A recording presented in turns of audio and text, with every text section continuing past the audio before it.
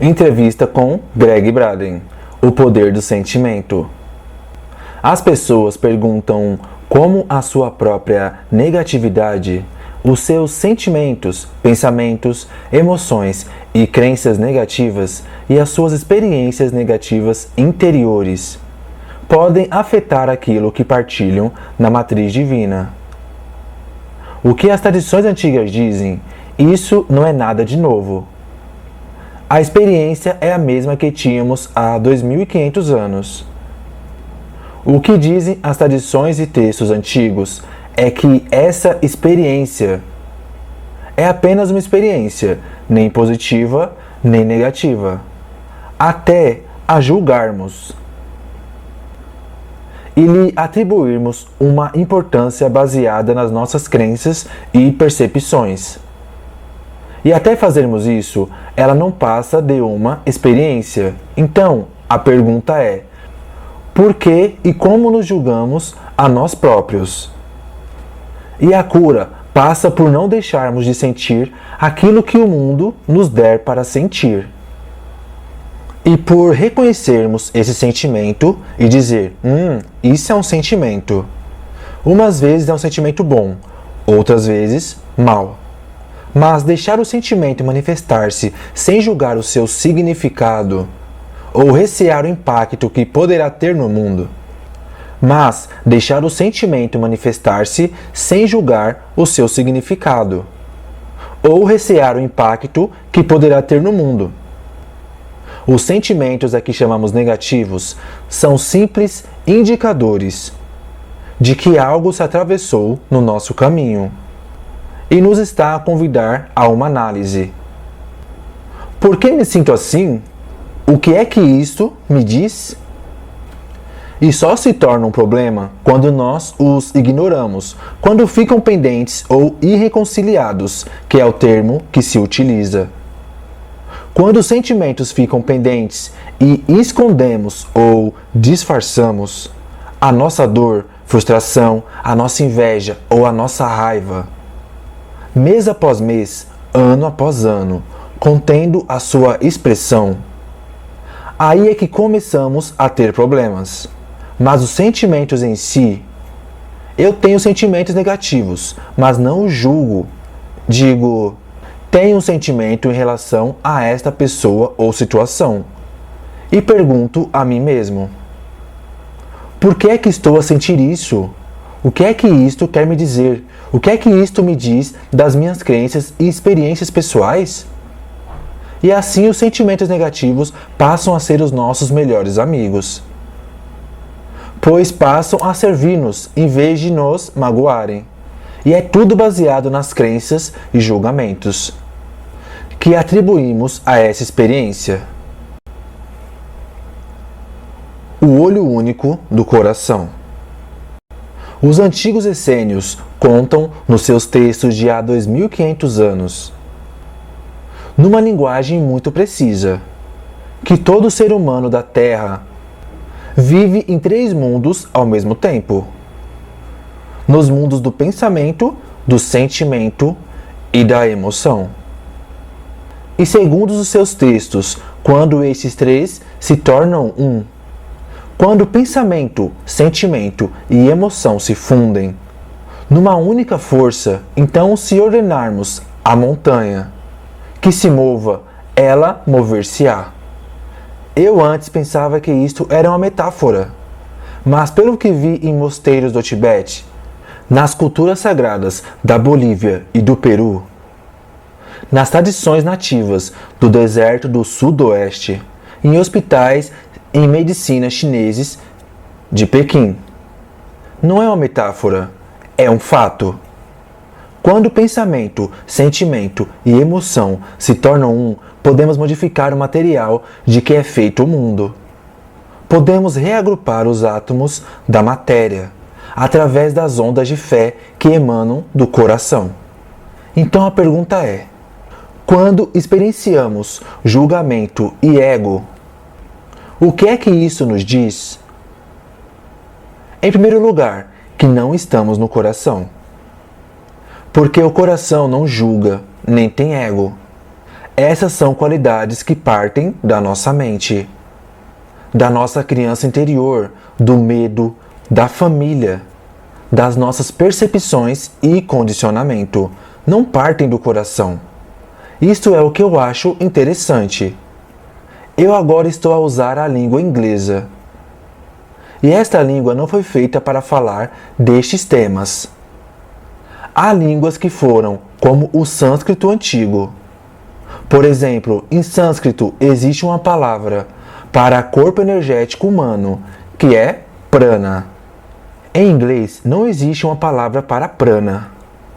É preciso juntar várias palavras. Corpo energético ou campo eletromagnético.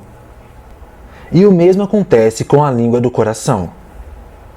Não há nenhuma palavra em inglês que descreva a língua do coração. Parte da minha ascendência é indígena Cherokee, do Sudeste. E nessa tradição há uma palavra que significa o olho único do coração. O olho que não vê o bem e o mal, o certo e o errado. Simplesmente vê o que acontece sem julgamento. Essa palavra é Shanti Ishta, o olho único do coração. E o objetivo de muitas das tradições antigas, como a cristã, a judaica, a budista e a americana nativa, assim como dos princípios científicos de hoje, é encontrar uma forma de encarar as experiências da nossa vida, os acontecimentos no mundo, os nossos relacionamentos, as nossas finanças, a saúde, através do olho do coração, do olho que vê o que acontece, sem o classificar de bom, de mal, de certo ou errado. Quem faz isso é a nossa mente. E a união da mente e do coração é que nos dá o poder para criar e o meio de transcender os julgamentos em que caímos. Ao princípio pode soar estranho, mas eles convidam-nos a fazer isso. Quando algo na nossa vida nos magoa, quando o sofrimento se atravessa no nosso caminho, a nossa primeira reação é fugir dele, é evitá-lo. E é aí que entra o julgamento. Mas se nós abraçarmos essas experiências, quando algo ou alguém nos magoa na nossa vida, não é que se tenha que gostar da experiência e querer repeti-la. Mas os antigos dizem que devemos abençoá-la. Abençoar aquilo que nos magoa pode soar estranho. Mas abençoar as coisas que nos causam dor é apenas o reconhecimento ao dizer: eu abençoo a pessoa que foi desonesta comigo. Eu abençoo a pessoa que traiu a minha confiança. O que acontece quando repetimos isso várias vezes e em voz alta é que a verbalização faz a energia física subir do coração para o corpo. E em breve o corpo ficará quente e sairão lágrimas dos olhos. E é essa bênção que liberta a carga do julgamento. Apenas por um instante. E é tudo o que precisamos. Nesse instante em que a carga é libertada, podemos substituir a dor por outra coisa. E essa outra coisa é aquilo a que os antigos chamam beleza. A beleza é uma força poderosa no mundo. E existe em toda parte. Tanto os essênios como os americanos nativos dizem que a beleza está presente em tudo e em todo lugar. A nossa tarefa é encontrá-la. A Madre Teresa era mestra nisso. Ela podia andar por Calcutá, na Índia, e ver cadáveres nas ruas, podridão nas valetas, e encontrar a beleza numa flor a brotar do estrume. E essa experiência deu-lhe a força para encontrar ainda mais beleza na vida. Por isso, em vez de julgarmos as experiências, se encararmos cada uma delas como uma bênção e dissermos sempre que nos sentirmos magoados: sim, estou magoado. Então, primeiro reconhecê-lo e em segundo, perguntar: O que é que esta dor me diz? Que voz é essa? O que me diz da minha vida?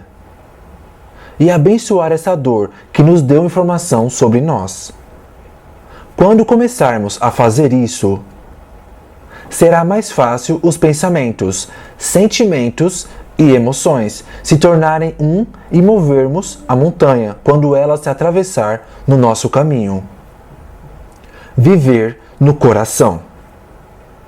Então, a pergunta que os cientistas fazem é: se sabemos que os sentimentos funcionam, que quando várias pessoas se juntam para partilhar um sentimento comum nos seus corações, por um período de tempo, como no projeto internacional de paz no Médio Oriente, em que as pessoas se juntaram para sentirem paz, durante a guerra israelo-libanesa, nos anos 80. Durante o período em que sentiram esse sentimento, as atividades terroristas caíram para zero. E os crimes contra a população, as emergências nos hospitais e os acidentes de aviação diminuíram. E os cientistas perguntaram: se esta prece é tão poderosa, por que não perdurou? E este é o segredo das tradições antigas, que muita gente de hoje tem deixado escapar. É que este sentimento no coração foi visto pelos cientistas como algo que se faz por um instante. Isto é, a certa altura do dia, interrompemos a nossa rotina e iniciamos a oração no coração. E quando acabamos, paramos a prece e voltamos à nossa rotina. Mas as antigas tradições sagradas são muito claras. Esse sentimento no coração não é algo que fazemos, mas algo em que nos tornamos. É algo que vivemos na nossa vida. A prece é a nossa vida. A prece são todos os momentos de cada dia. E como esta prece, chamada forma de prece perdida, se baseia no sentimento. E nós temos sentimentos a todo momento. Enquanto conduzimos na autoestrada, no escritório, na escola, em família ou sozinhos no parque, podemos sempre sentir. Isto é, podemos estar sempre em oração, mas não é algo que se faça num instante. É um modo de vida, é algo em que nos tornamos. E se fizermos isso, a prece nunca acaba, e é esse o segredo para manter o poderoso efeito documentado pela ciência e descrito nos textos antigos. A matriz. Absolutamente. O Abadê do Tibete disse-o de forma muito clara. Eu perguntei-lhe, através do tradutor, qual era a força que unia todo o universo. Nós já tínhamos concordado que existia alguma coisa. E eu perguntei-lhe o que era, segundo a filosofia budista. O que é que mantém o universo ligado? O que é que une todas as coisas do universo? Ele falou com o tradutor e respondeu numa palavra: compaixão. E eu disse: espera aí. Eu pensava que a compaixão era algo que sentíamos no coração. Eu estou lhe a perguntar qual a força que mantém tudo ligado. E ele disse de novo: a compaixão. Mas é um sentimento ou uma força? E ele disse: é as duas coisas. E isso para mim é importantíssimo, porque nos lembra que nascemos neste mundo, com o poder no coração que já possuímos, que não temos que aprender, ele já existe, e é um poder que nos alinha com a matriz do universo. Como chamou Max Planck em 1944 a esta rede de energia que une todas as partículas do universo. E da perspectiva budista tibetana, o sentimento de compaixão não se resume a sentir pena de outra pessoa. Oh, coitado, está num dia mau. No Ocidente, muita gente vê a compaixão dessa forma. E até pode ser, em parte, isso, Mas, da perspectiva budista, vai muito para além disso. É viver a vida despertos, conscientes, presentes no coração, sabendo no momento que somos parte de tudo o que existe e que tudo o que fazemos em cada momento afeta-nos, a nós e ao outro lado do universo, e viver a nossa vida conscientes, honrando e respeitando essa relação. É uma bela maneira de se viver. E agora que os cientistas puderam demonstrar pelas imagens do Observatório Espacial de Raio-X Chandra, ele foi criado para detectar campos de energia invisíveis no universo. Os cientistas sempre suspeitaram que 99% do universo era vazio. Mas este observatório vem agora provar que no espaço que antes se julgava vazio, há imensa energia. E parece lá existir uma rede de energia. E é a compaixão no coração que gera as ondas de fé, a energia eletromagnética que nos alinha com este campo. Esta é a maneira técnico-científica ocidental masculina de o descrever. E parece-nos muito complexo. O monge budista diz compaixão e refere-se à mesma coisa. E eles sempre souberam isso. Isso é o que eu acho fascinante, porque a ciência é uma língua. É só uma língua para descrever a nossa relação com o mundo. Mas há outras línguas. E a ciência é uma língua recente, só tem 400 anos. Há línguas com 7.000 anos, como a dos Vedas. Apesar de a ciência servir, ela é incompleta. E é sabido que a ciência não tem todas as respostas. Por isso, quando procuramos noutras tradições, a forma como elas descrevem a nossa relação com o universo, vemos que em alguns pontos são mais completas.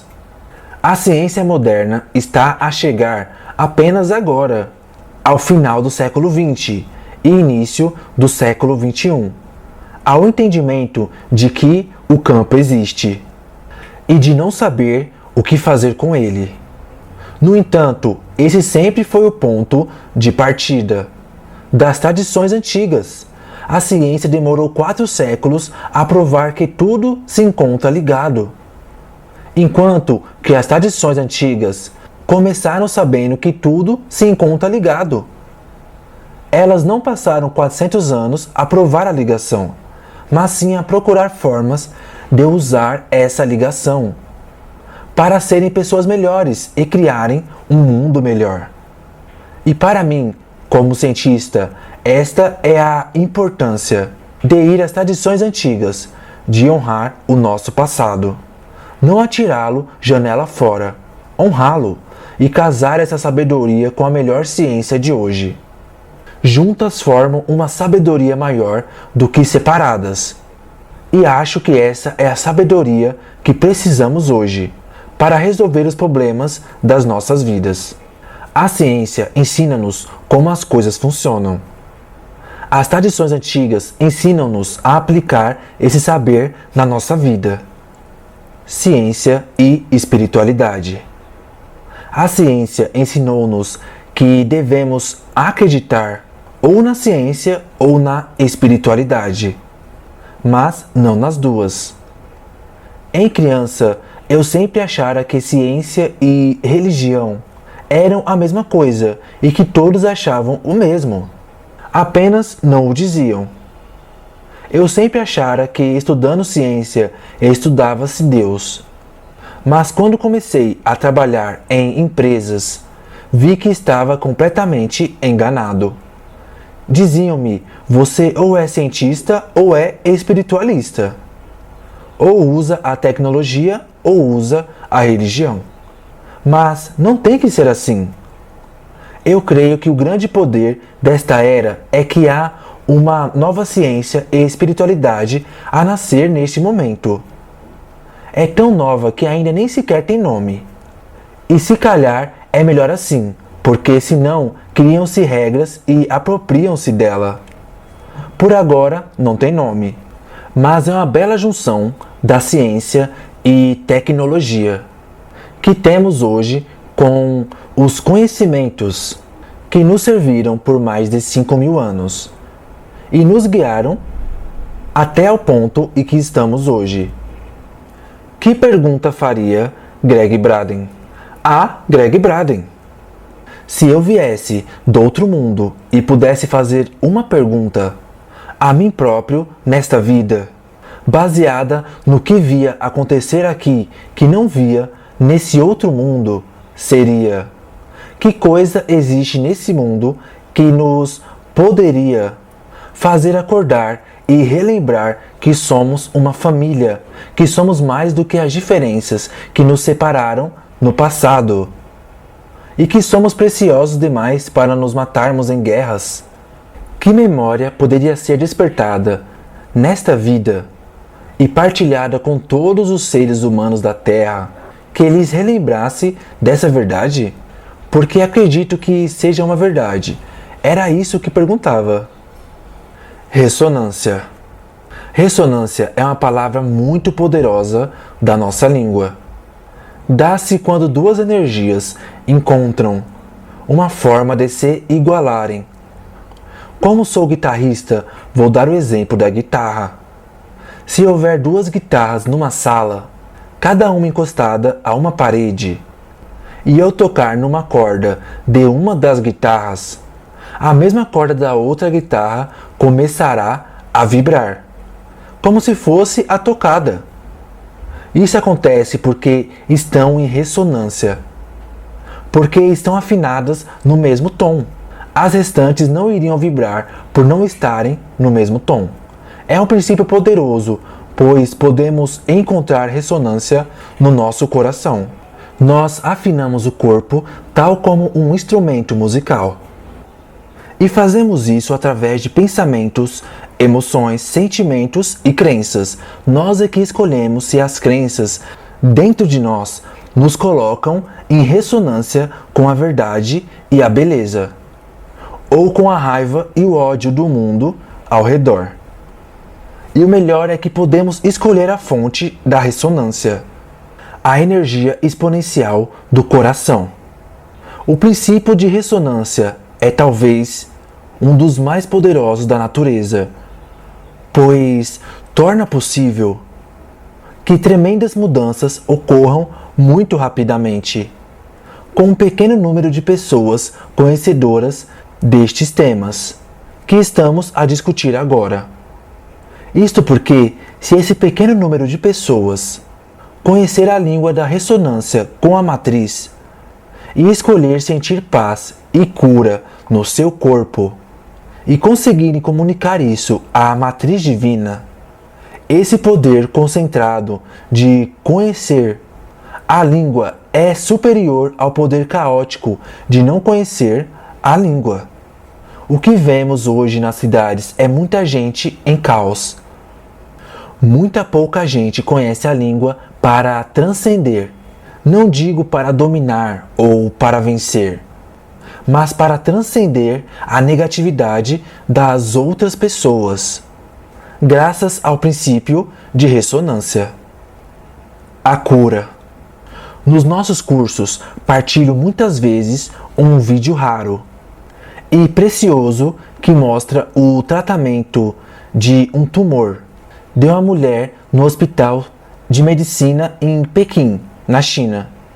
E através de tecnologia de ultrassom, podemos ver no corpo dela o cancro a ser curado em menos de 3 minutos, na presença de 3 terapeutas conhecedores da língua da ressonância, que o corpo reconhece. E quando sentiram a cura da mulher nos seus corações, o corpo dela começou a refletir a cura. E partilho este vídeo apenas por uma razão. É que falar disto num workshop é acadêmico. É uma teoria interessante a ter em conta e esperamos que seja real. Mas ver as imagens do tratamento transporta toda essa conversa do domínio da possibilidade para o da realidade. E só duas coisas podem ter acontecido. Ou o vídeo é falso, porque se pode falsificar num computador, ou prova uma coisa em que o coração quer acreditar. Mas a mente precisa de nos ajudar a perceber que os milagres resultam. Por isso eu mostro um vídeo que é breve, convincente, potente, que nos faz pensar por muito tempo, para mostrar às pessoas que isso é real, mas elas não precisam de ir àquele hospital específico, ou a qualquer outro, para terem aquela experiência. O objetivo do vídeo é mostrar que, quando nós sentimos esses sentimentos no nosso corpo, conseguimos a nossa própria cura. E por que é que eu sei isso? Porque tive a experiência pessoal. No ano 2000, foi-me diagnosticada uma doença. Fui a um médico tradicional que usou as técnicas tradicionais e me disse que o meu corpo tinha algo que não devia ter. E eu pensei, ando pelo mundo a mostrar às pessoas esta possibilidade teórica e agora estou a experienciá-la. E percebi que era uma oportunidade para eu próprio pôr em prática e acreditar naquilo que mostrava aos outros, para que dali em diante pudesse olhar qualquer pessoa nos olhos e dizer: eu sei que você tem este poder, porque eu próprio me curei, fazendo exatamente o que estou a partilhar agora. E assim foi. Usei as técnicas que aprendera nos mosteiros do Tibete e com curandeiros da China. Ainda assim, submeti-me a uma intervenção médica, pois há aquela parte da mente que desconfia. Fui anestesiado, os médicos começaram a examinar e acordei na sala de recuperação com o médico a dizer: o que faz aqui? Não há nada aí. Nunca houve aí nada, nem cicatriz, nem marcas. Por que é que está aqui? E já desperto, comecei a falar-lhe do poder que tem a emoção humana de curar o corpo. E isso é algo que os médicos não gostam de ouvir. Mas eu não mostrei este vídeo apenas em auditórios públicos, como o de Milão e na Alemanha, na França e na Inglaterra. Mostrei essas instituições privadas, como os serviços médicos da Força Aérea Americana e em congressos de médicos clínicos. Mas eles veem-no como um milagre isolado. Dizem: sim, isso pode ter acontecido, é um milagre. Iremos analisá-lo mais tarde. Mas antes, vamos procurar a cura para o cancro, porque na mente deles há uma desconexão. Na mente de um médico moderno não existe relação entre ondas de fé, campos eletromagnéticos no coração e a cura do corpo. Na mente deles há a crença de que são necessários químicos ou medicamentos, remover fisicamente ou alterar o corpo de alguma forma para efetuar a cura. Eu acho que isso está a mudar. Mas quer esteja a mudar ou não, o que sei é que posso ir a qualquer audiência ou olhar qualquer pessoa nos olhos e dizer: eu sei por experiência própria que isto é verdade. A prática. Para muita gente do Ocidente, a prática é algo que se faz de vez em quando. Mas a clave para todas as tradições é que se torna um modo de vida e não uma coisa pontual. No Ocidente, pensamos que a prática espiritual se faz ao final do dia, depois de alimentar os filhos, de pagar as contas, preparar a refeição, de lavar a roupa e preparar o almoço para o dia seguinte. E vamos para um quarto, fechamos a porta, ligamos a música, acendemos uma vela, queimamos o incenso. Entretanto, são 2 da manhã, estamos demasiado cansados, respiramos fundo, dizemos o mantra e vamos para a cama. Isso é obviamente um exagero, mas para muita gente da cultura ocidental, a prática espiritual resume-se a uns poucos instantes, depois de estar tudo feito. No entanto, nas culturas nativas da América, do Norte e do Sul, e nos mosteiros do Egito e do Tibete, a prática espiritual é a vida deles. E de vez em quando, interrompem essa prática por um instante para trocarem 20 euros. É exatamente ao contrário da maneira como vivemos. Volto a dizer que é uma questão de nos convertermos na prática e fazer dela um modo de vida, e não de vê-la como uma coisa que fazemos às vezes. E eu dou cursos em todo o mundo.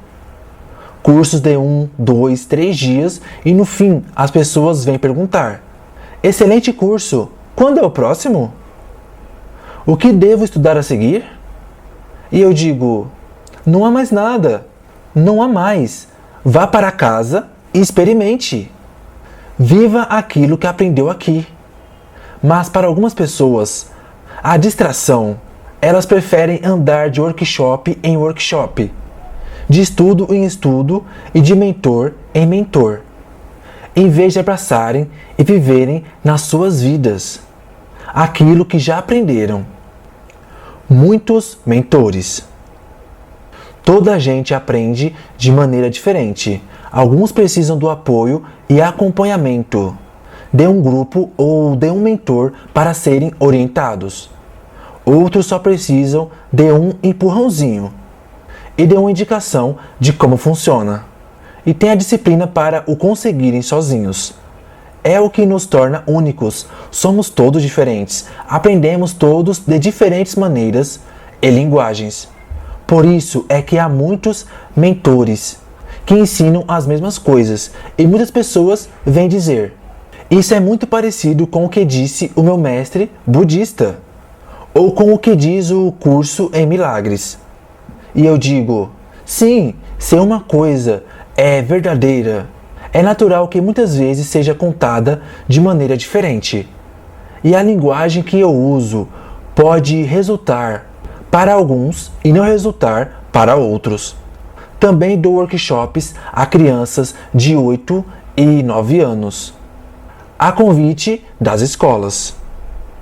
E uso uma linguagem muito diferente. Muitas imagens, zero termos técnicos, muita experiência direta. E apresento o tema como um mistério ainda por resolver, que é algo que as crianças adoram. Com finalistas do secundário, uso uma linguagem diferente. Também vou a lares de idosos, onde as pessoas têm dificuldades de atenção e os termos técnicos não funcionam. Por isso uso outra linguagem. Existe um plano diretor? As pessoas perguntam-me a miúde se na matriz divina existe um plano diretor. Se eu acredito que existe um plano diretor. Há muitas maneiras de ver isso. Na óptica dos textos antigos, nós estamos a chegar a um tempo de convergência na história, em que o nosso corpo e mundo irão mudar. E todas as regras que serviram até hoje irão mudar. Nós ainda estaremos aqui, e o mundo também, mas as suas regras serão diferentes. Nessa óptica, o manual de instruções deste mundo, que vigorou nestes 5.000 anos, poderá caducar e começar um novo plano divino. Mas, nesta matriz divina, o que sabemos é isso.